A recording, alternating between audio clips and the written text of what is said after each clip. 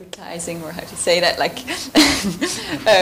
if anyone is interested in sort of video interviews with academics, I make these video interviews, and you can watch them on the Practical Ethics channel on YouTube, and sort of interviews with Peter Singer, Jeff Mann, other people. So if you're interested in this, just look for the Practical Ethics channel. Just need to get more viewers. So, all right, the talk. So this is. The talk I'm going to give is based on a presentation that Tom Douglas and I just begun to write. So it's at the sort of quite early stages of development. And to be honest, I have the feeling that there's something sort of obviously wrong with it. But I can't really put my finger on it. So I have the feeling that during Q&A, the first question will be like, okay, yeah, maybe we should just, I don't know, throw it in the bin. But let's see what you think. Yeah, okay, so the aim of the paper is to challenge one particular claim in the debate about gene editing in human embryos. And the claim is sort of roughly this one, that gene editing is in one respect morally preferable to genetic selection because it will benefit the future child, whereas selection won't, since in the case of selection, the only alternative for the child is non-existence. So, and I'll refer in the presentation, I'll refer to this claim as the claim or the claim we want to challenge. Now, before I explain our argument, I'll just first explain this claim a bit further using two cases, one involving gene editing, one involving genetic selection. So, yeah, I made this presentation on a Mac computer and things change around a little bit. So, first part, a benefit for Wayne, but not for Shane. So let's start with the gene editing of Wayne. So just standard case, Betty and Adrian, they want a child. They're both carriers of cystic fibrosis, which is a recessive genetic disorder. And they decide to make use of IVF because, of course, if they have a child without assisted reproductive technologies, they have a 1 in 4 chance of having a child that will develop cystic fibrosis, and they want to avoid that. So they make use of IVF. Unfortunately, they only produce one embryo, and the embryo has the 2 faulty alleles. So if the embryo develops further, the child will develop cystic fibrosis. But fortunately, gene editing is has become a standard procedure. They make use of gene editing to replace the faulty genes. And so 9 months later, Wayne is born, and Wayne doesn't develop cystic fibrosis, nor will he pass it on to any of the children he might go on to have. So defenders of the claim we want to challenge argue that the gene editing in this scenario has provided a benefit for Wayne because had the gene editing not occurred, then Wayne would have been born with cystic fibrosis. So this is sort of, I guess, many people know this sort of reasoning. So the alternative for Wayne was an existence in which he would have had cystic fibrosis, so he would have been worse off in this respect. And so contrast this with the case of genetic selection, the genetic selection of Shane. So Dara and Cedric are in a similar situation. They're both carriers of cystic fibrosis. They too make use of IVF. They're more lucky. They can produce 4 embryos, one of which has none of the faulty alleles. So they select that embryo, and 9 months later, Shane is born, and Shane won't develop cystic fibrosis, and he won't be a carrier either.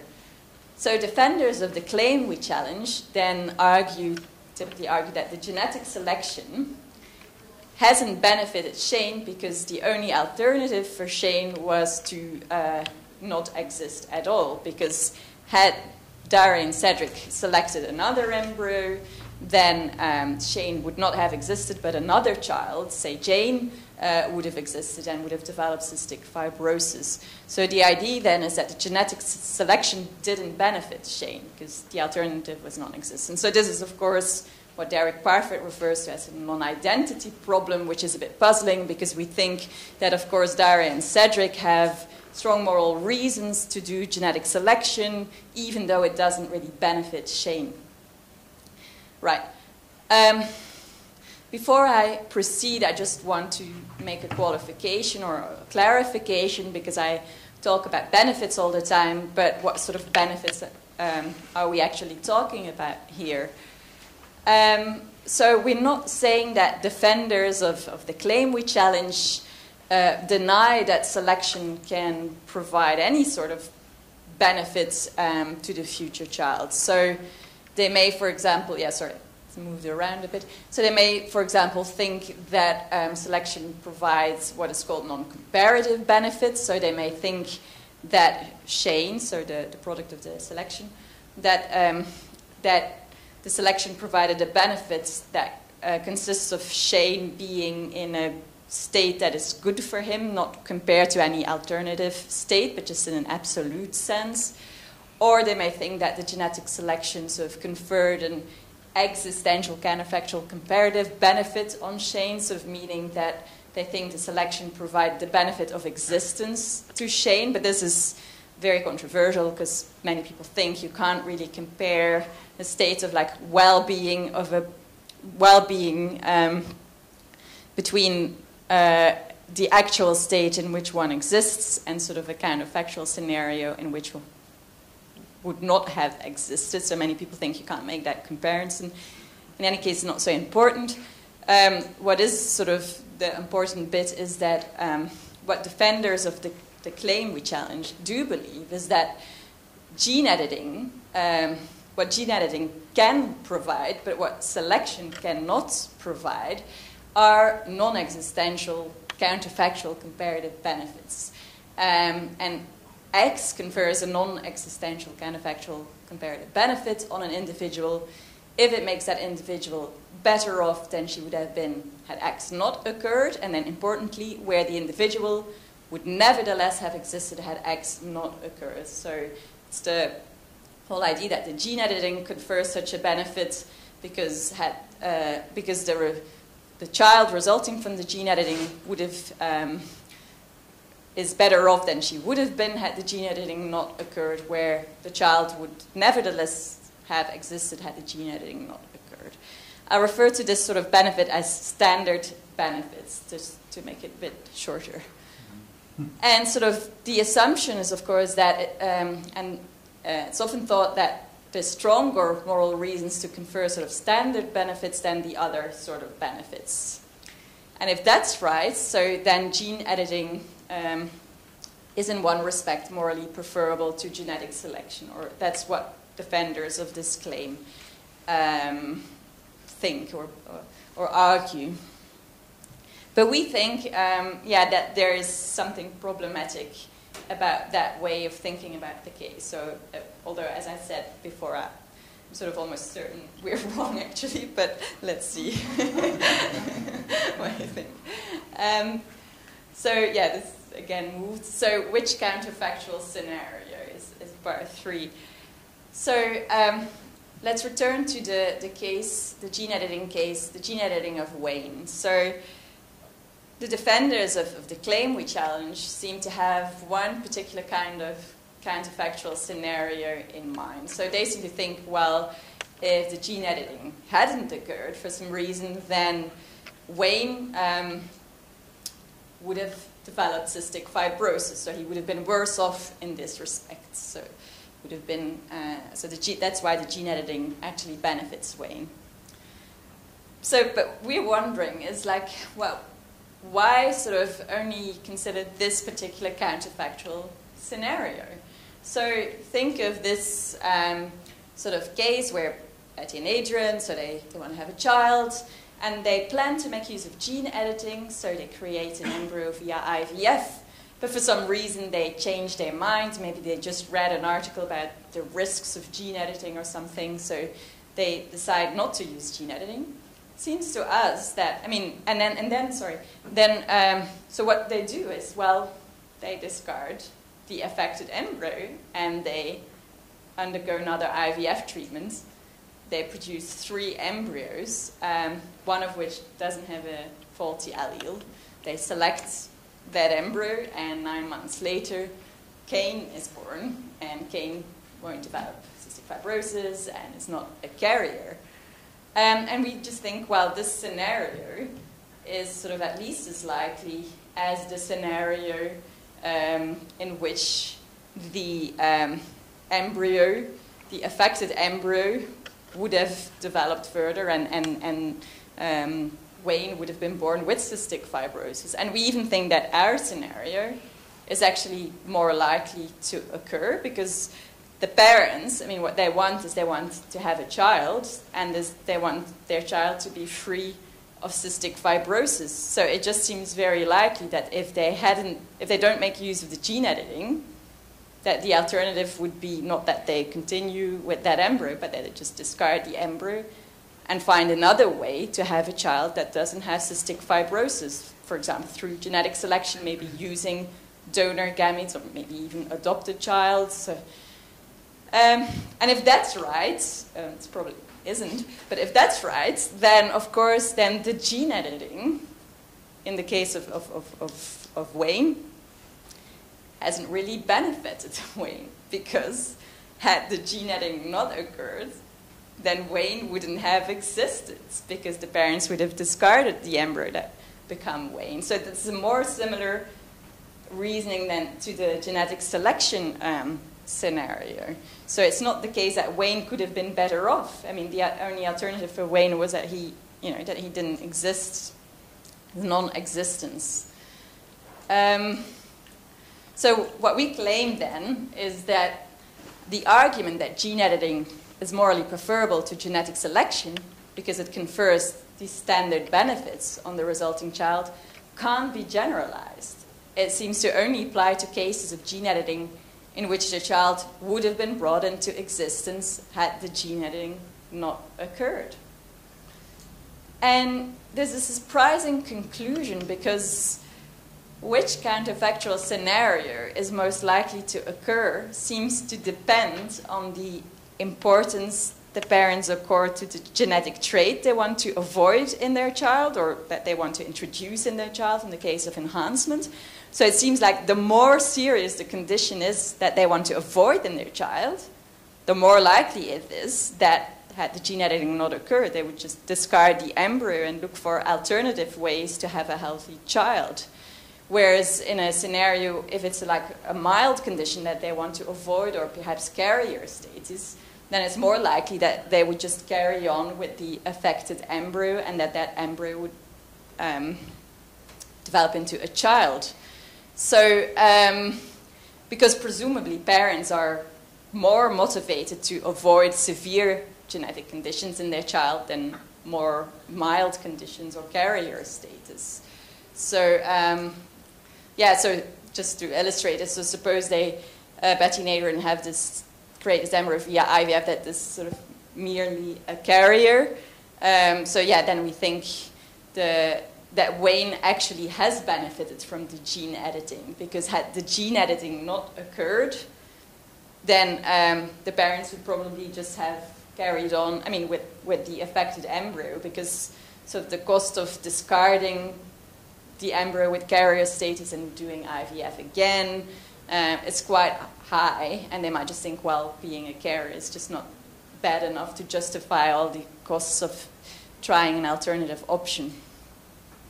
So the surprising conclusion then is that, well, it seems like the more serious the condition is that the prospective parents wish to avoid in their child, the less likely it is that the gene editing the embryo would confer a standard benefit on the future child. And thus, if you so follow defenders of the claim's reasoning, the weaker the cases for preferring gene editing to genetic selection.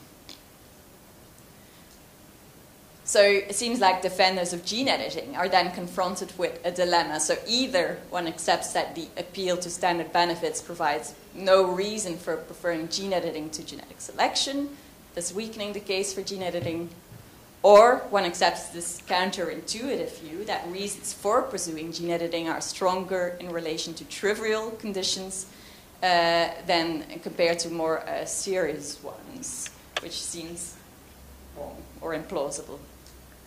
And then there's another sort of surprising conclusion if our way of reasoning is correct, which again, I mean, the fact that there's so many surprising conclusions also suggest that we're probably wrong, but so it also seems that suppose that gene editing is already a standard practice, suppose this sort of exists, then if we're right in our reasoning, it seems that the genetic selection can also harm the future child, and that's something many people would deny because of the non-identity problem.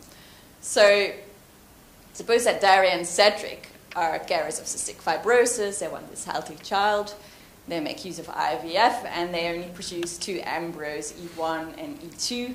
E1 has 2 faulty alleles, so the child will develop cystic fibrosis. E2 is a carrier, so it has only 1 faulty allele. They make use of genetic selection, so they select obviously the one that is only a carrier. And Shane is born, and Shane is obviously also a carrier. Now it seems to us that, so usually with genetic selection, people reason had the genetic selection not occurred, had the parents had the genetic selection not occurred, then Shane wouldn't have been born, so the selection didn't benefit him.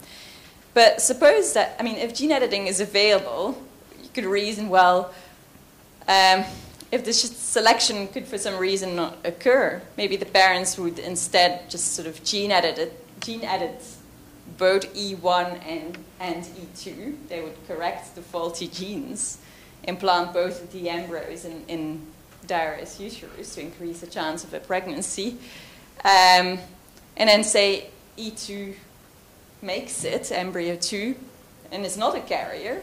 So it means that Shane would exist without being a carrier of cystic fibrosis. So here the counterfactual sort of scenario is that had the genetic selection not occurred, well, then given that gene editing is an option, Shane would have been born without being a carrier. But again, I think we're wrong here.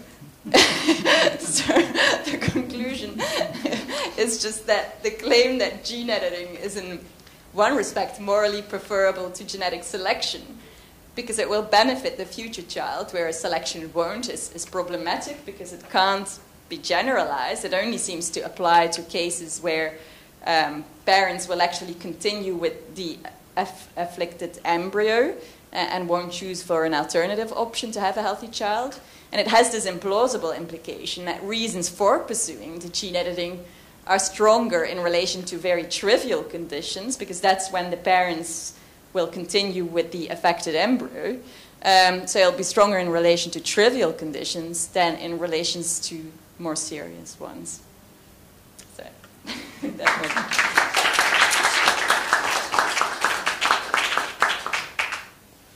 Wonderful. So, questions? You were closest. Without microphone, is that okay? Otherwise, no.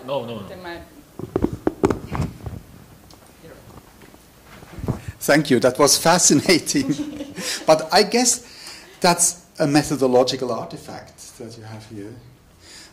The artifact is you atomize the benefits and you only look at comparative benefits, and for parents, for real parents, the welfare of the child counts, and that's a holistic concept that just includes everything that you have in mind or can have in mind, and then these little comparative troubles will just disappear. You mean like from the point of view of parents who have to choose? Or from the point of view of regulators who have in mind an overall probably. benefit. So I'm more sort of challenging a philosophical argument that has been made to sort of justify certain technology, like things, argue that one technology is preferable over another on the basis of that. But yeah. And you were getting a microphone for once. So that was fascinating and really timely, because it does seem to me that this is one of the central questions in thinking about genome editing, is whether it's person affecting or not. So here's 3 thoughts. One, I'm pretty sure there's a treatment of this issue in Jeff McMahon when he's talking about the ethics of failing to cognitively enhance or brain damaging infants, and there's this really complicated discussion of whether it makes a difference whether you would have had a termination anyway. Because, and I guess so relatedly, you can generate some of these cases in fetal surgery, for instance. So we can, if you're right, we can do the same sort of logic, you know, if we hadn't done the surgery, then we would have terminated, for instance. So, you know, and indeed you can imagine someone who for some reason wanted to harm their child, but then, so they do some surgery to produce, I don't know, deafness or limblessness in utero, and they insist that if that hadn't been made available to them, they would have terminated the pregnancy. And that would then forces you to the conclusion that, in fact, that surgery did not harm the child that was born. Okay, so the child is born. Let's take the sort of grotesque case where for some reason they want a limbless child for circus performance, you know, or to beg on the streets of India. And the child is born without limbs as a result of fetal surgery, and you kind of say, that's wrong, you've harmed the child. And they say, well, if we hadn't done that, we would have terminated the pregnancy and tried again. I mean, in a way, that's just to push you on the kind of this has got to be wrong kind of line. So, I mean, it's not just about genome editing, it's also about cases where you've got termination. I guess the other thing that seems to be going on here, I mean, clearly this is about how you individuate the relevant counterfactuals. You know, how do you judge the closest possible world? And my suspicion is that there's something about the time sequence of the decision making. So you kind of want to take it, when you're evaluating sort of retrospectively, did they harm or benefit the child, you need to be able to project backwards to the beginning of that particular embryo. So there's something about how we individuate the counterfactual. Say, given that you do exist, we can say that you existed back then, and then I can trace a causal history where I say, okay, you are the embryo that was modified, and that drives the counterfactual to, well, had that modification not taken place, this would have been your properties. Now, I must admit, I'm not sure how to do that. I'm not sure how to rule out the claim, but we wouldn't have proceeded with the pregnancy. We wouldn't have proceeded with the pregnancy, or we would have done something else. But it seems, so it's just a suggestion. Maybe it's to do with the temporal sequence and with a sort of weird retrospective reinterpretation of the sequence of events. Anyway, so I hope that's helpful. Yeah.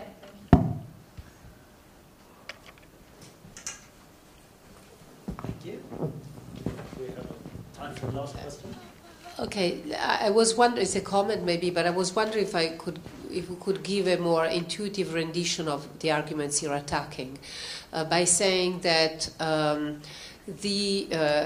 again, maybe in the eyes of the parents, how they could project the benefit to the child.